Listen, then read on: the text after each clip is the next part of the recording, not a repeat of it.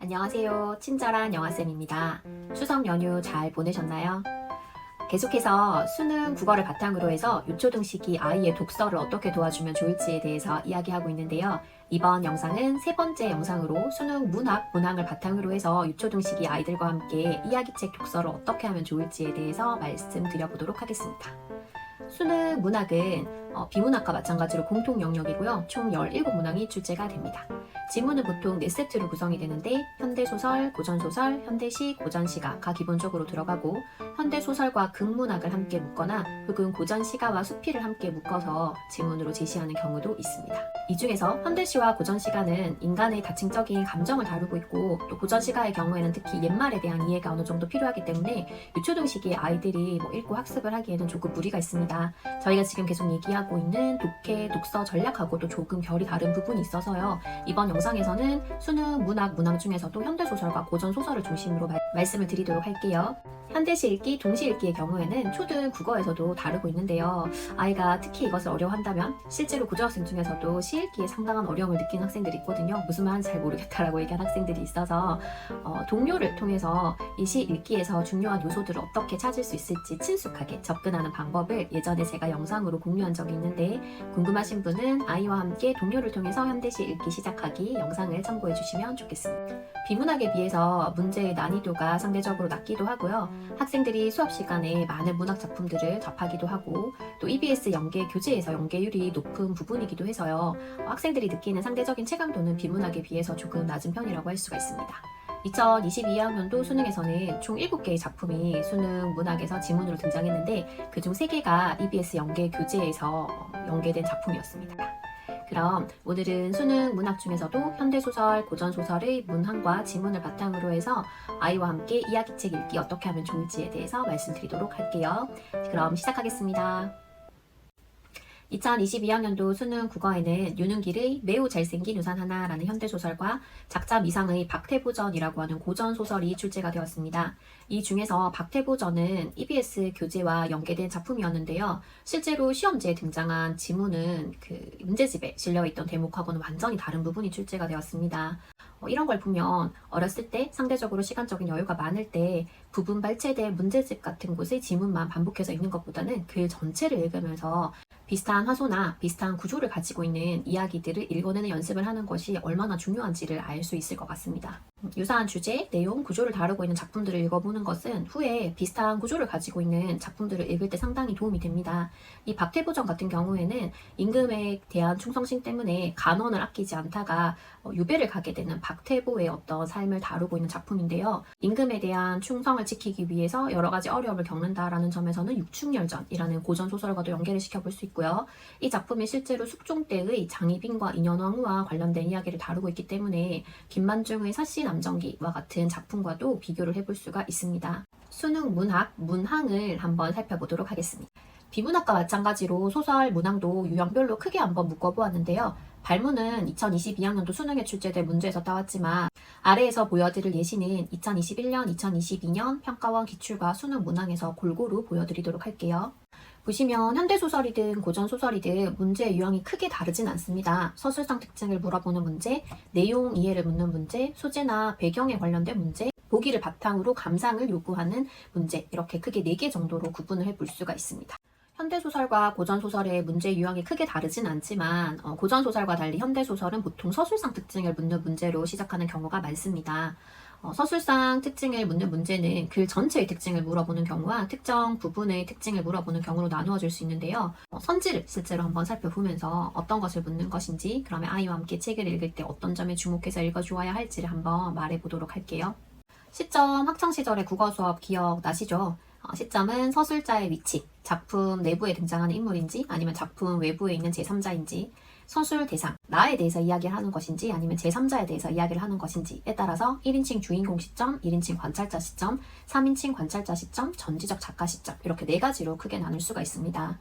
유초등 아이들이 보는 책은 대개 전지적 작가 시점이나 1인칭 주인공 시점으로 된 경우가 많아요. 시점에 대한 학습은 중학교 국어에서 시작되니까 우선은 아이들과 함께 책을 읽으면서 주인공이 누구인지 이야기를 들려주는 사람이 누구에 대해서 이야기하고 있는지 정도로 가볍게 이야기를 나눠보시면 좋을 것 같습니다. 예를 한번 들어볼까요? 책으로 똥을 닦는 돼지의 경우에는 주인공이 돼지 레옹이죠. 이 레옹이 경험하는 사건, 그리고 이 레옹의 심리를 중심으로 해서 이야기가 전개되고 있는데요. 서술자가 나라고 얘기하지 않고 레옹이라고 얘기하기 때문에 서술자는 작품 밖에 존재하는 전지적 작가 시점이라고 볼 수가 있겠네요. 숙민이의 일기 시리즈 중에서 맘대로 되는 일이 하나도 없어 라는 책은요. 주인공인 숙민이가 자신이 경험한 일과 자신의 심리를 스스로 서술을 하고 있기 때문에 1인칭 주인공 시점이라고 할 수가 있습니다. 서술상 특징 두 번째로 시 공간의 변화, 배경과 관련된 선지를 한번 살펴보도록 하겠습니다. 시간적 배경, 공간적 배경의 변화는 이야기 전개와 밀접한 연관이 있습니다. 과거 회상이 현재 이야기와 어떻게 연관이 되는지, 공간의 이동에 따라서 이야기 전개나 초점이 되는 인물이 어떻게 달라지는지 등을 살펴보는 것이 좋습니다. 앞서 예로 들었던 맘대로 되는 일이 하나도 없어 라고 하는 책에서는 숙민이가 빌린 책을 잃어버려서 상당히 고민하고 있는 장면으로 시작을 하는데요. 과거 회상으로 돌아가서 친구인 상희에게 이 책을 빌리게 된 과정과 빌린 책을 잃어버린 과정을 상세하게 서술을 하고 있습니다. 이 과거 회상 부분을 읽고 나면 숙민이가 현재 얼마나 곤란한 상황에 처해 있는지를 잘 이해할 수 있게 됩니다. 시간의 순서대로 일어난 사건을 정리해보는 연습을 해보거나 아니면 공간의 이동에 따라서 중심이 되는 인물과 사건을 서술해 보도록 아이에게 유도해 보시는 것도 좋은 방법이 될 수가 있습니다. 아이가 이때 효과까지는 생각해 보기 힘드니까 시간의 흐름대로 혹은 공간의 변화에 따라 줄거리를 잘 요약을 했다면 부모님이 거기에 덧붙여서 이렇게 회상을 통해서 어떤 일이 있었는지를 알고 나니까 현재 상황이 더 잘 이해가 되네. 그냥 순서대로 얘기해 주는 것보다 먼저 힘든 상황을 제시하고 과거 해상을 해서 그 이유를 얘기하고 나니까 되게 더 재미있다. 뭐 이런 식으로 효과를 부모님께서 언급을 해주시면 더 좋겠죠. 서술상 특징 세 번째는 인물의 외양, 행동, 심리를 제시하는 선지입니다. 소설의 구성의 3요소 기억나세요? 인물, 사건, 배경이거든요. 결국은 소설이라고 하는 것이 특정 인물이 특정 배경 속에서 경험한 사건 이야기를 끌어가니까요. 소설 속 인물의 외양이나 행동 묘사는 서술자가 인물을 어떻게 보는가, 긍정적으로 보는가, 부정적으로 보는가 와 연관이 되고요. 인물의 행동이나 심리를 이해하는 것은 이 내용이나 주제 이해와 연결되기 마련입니다. 책을 읽고 나서 주인공이 심리적으로 가깝게 느끼는 인물, 멀게 느끼는 인물, 친한 애와 안 친한 애 이렇게 구분을 해보는 것도 가장 기본적인 방법이고요. 또 인물의 말과 행동을 통해서 그 의도나 심리를 추리해보는 것도 좋은 방법입니다. 예를 들어서 맘대로 되는 일이 하나도 없어에 보면 책을 잃어버려서 고민하던 숙민이가 아무리 고민을 해도 해결책을 찾지 못하니까 친구 심지영에게 의논을 하는데요. 심지영을 심리적으로 가깝게 느끼고 있고 또 똑똑하니까 자신을 도와줄 수 있을 것이라고 심리적으로 의지하고 있다라고 하는 것도 알 수가 있습니다. 두 번째 유형은 내용 확인 문항입니다. 비문학과 마찬가지로 내용 확인 문항은 모든 독해의 가장 기본이 되는 문항인데요. 전체적인 내용에서 주요 사건을 제대로 인지하고 있는가를 묻는 경우도 있고 특정 구절을 중심으로 해서 인물의 말과 행동을 통해 그 의도나 심리를 추론할 수 있는가를 묻는 문항으로 나누어 볼 수 있습니다. 우선 주요 사건을 파악하는 것은 사실적 읽기에 해당이 되고요. 초등 국어에서도 독해에서 계속해서 다루고 있는 가장 기본적인 활동이라고 할 수 있습니다. 예전에 전래동화를 텍스트로 해서 다양한 여러 가지 읽기 방법들을 자세하게 소개해 두었으니까 그 영상을 참고해 주세요. 두 번째로 인물의 말과 행동을 통해서 심리나 의도를 추리하는 건 추론에 해당되는 고차원적 활동으로 깊이 있게 읽는 연습을 하자 학생들이 특히 어려워하는 유형이기도 합니다. 유초등 아이들의 경우에는 여전히 책에서 많은 부분을 차지하고 있는 사파를 우선적으로 최대한 활용해 보시는 걸 추천드려요. 사파 속 인물의 모습과 사건 전개를 연결시켜서 작품 속의 인물이 왜 그런 말을 하는지 행동을 하는지를 추론해 보도록 유도해 주시면 좋습니다. 예를 들어서 헨젤과 그레텔에 보면 그 새어머니가 너무 가난하니까 다음날 숲에 가서 아이들을 버리고 오자 라고 얘기하는 장면이 나오고요.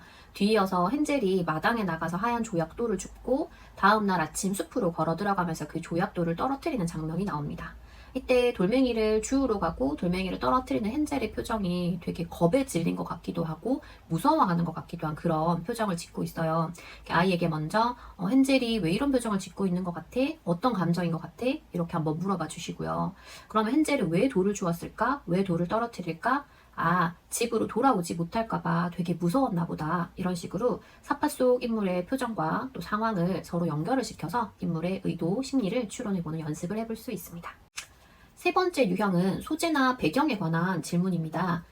소재나 배경에 관한 문항은 사건의 전개와 관련해서 소재나 배경의 역할을 묻는 경우가 많습니다. 특정 사건과의 연관성이나 인물의 행동, 심리와 연관성을 따져보면서 읽는 연습이 필요합니다. 작가가 의도를 가지고 모든 구성 요소들을 배치를 하겠지만 책에 쓰인 모든 소재와 배경을 이런 식으로 아이와 함께 뜯어보기는 힘드니까요. 아이와 함께 책을 읽다가 두드러지게 그 의미가 드러나는 소재나 배경에 대해서 한번 이야기를 나눠보신다라는 마음을 가지고 계시면 좋을 것 같아요. 숙민이의 일기에서 상희는 자기가 정말 아끼는 책인데 그거를 숙민이한테만은 빌려줍니다. 그런데 그런 책을 잃어버렸으니까 숙민이가 상희에게 그 책을 돌려주기 위해서 백방으로 수소문을 하고 노력을 하지만 결국은 돌려주지를 못하거든요. 그래서 이 책이라고 하는 것은 이 작품 내에서 상희의 숙민이에 대한 호감을 보여주는 동시에 이 상희에 대한 숙민이의 미안함을 보여주는 소재이기도 하고 또 숙민이가 처해 있는 현재의 상황이 얼마나 곤란한 상황인가를 보여주는 소재이기도 합니다. 마지막으로 보기를 바탕으로 감상하는 문제는 수능 문학에서 가장 배점이 높은 문항입니다. 문학은 기본적으로 다양한 감상이 존재할 수 있기 때문에요. 시선다형의 문제로 출제하는 것이 상당히 어렵습니다. 그래서 보기를 통해서 감상의 방향을 제시하고 답의 근거를 마련하는 문항을 출제하게 된 것인데요. 보기의 내용을 바탕으로 해서 지문을 다시 해석을 하고 감상의 적절성을 따져야 하기 때문에 상당히 어려워한 학생들도 있습니다. 그럼 보기에는 어떤 내용이 들어갈까요? 보기에는 작품의 주제의식, 작품에 대한 해석, 소설의 요소, 시대 상황이나 작가에 대한 정보 등을 제시하고 있습니다. 유초등 아이들이 읽는 책들을 보면 가장 뒤쪽에 보충 자료가 달려있는 경우가 많아요. 그런데 이 보충 자료에 제가 앞서 말씀드린 것처럼 작품의 주제의식에 대한 해석이라든가 작품을 둘러싼 다양한 부가적인 자료들을 제시하는 경우가 많습니다. 근데 아이들이 대부분 이 부분을 읽기를 싫어하죠. 부모님이 먼저 한번 읽어보시고 아이에게 그 핵심적인 내용을 던져주면서 함께 읽기를 유도해 보시거나 아니면 부모님이 읽은 내용을 바탕으로 해서 아이에게 들려주시는 것도 좋은 방법입니다. 이렇게 작품에 대한 해석이라든가 관련 자료를 활용을 해서 읽는 연습 또는 할 수 있다라는 의식을 갖는 것만으로도 아이들이 후에 이런 유형의 문제를 푸는 데 훨씬 도움이 됩니다. 그리고 실제로 독해의 과정에서도 이러한 관련된 자료들을 활용하는 것이 더 잘 읽고 더 깊이 있게 읽는 데 상당한 도움이 됩니다. 오늘은 수능 문학 중에서 현대소설과 고전소설의 문항을 한번 살펴보고 유초등 아이들과 함께 이야기책을 읽을 때 어떻게 적용하면 좋을지에 대해서 이야기해 보았습니다.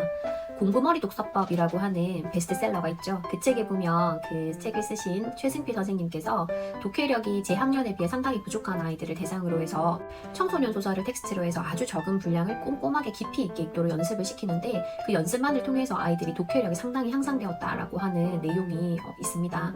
저도 학교에서 학생들을 지도할 때 특히 독해의 어려움을 겪는 재학년 읽기를 제대로 하지 못하는 아이들을 대상으로 해서 수업을 할 때는 이처럼 쉬운 텍스트를 사용을 해서 아이가 완전히 그것을 이해할 수 있도록 여러 가지 측면에서 도움을 주려고 노력을 하고 있는데요. 아이에게 맞는 독해 수준에 맞는 난이도의 텍스트를 고르셔서 이렇게 다양한 방식으로 아이들과 함께 깊이 있게 읽어보는 연습이 실제로 독해력 상승에는 도움이 될 것 같아요. 비문학과 마찬가지로 아이가 좋아하는 책이나 혹은 좋아해서 반복적으로 읽는 책에 대해서 이러한 활동을 해보시는 것도 좋을 것 같고요. 보통 학교나 원에서 받아오는 독서 과제를 할 때 이런 이야기책을 대상으로 해서 하는 경우가 많으니까 그 독서 과제를 핑계 삼아서 아이와 함께 항목을 늘려가면서 활동을 해보시면 좋을 것 같습니다. 오늘도 끝까지 영상 봐주셔서 감사하고요. 궁금한 점 있으시면 댓글로 남겨주세요. 좋아요와 구독도 부탁드립니다. 감사합니다.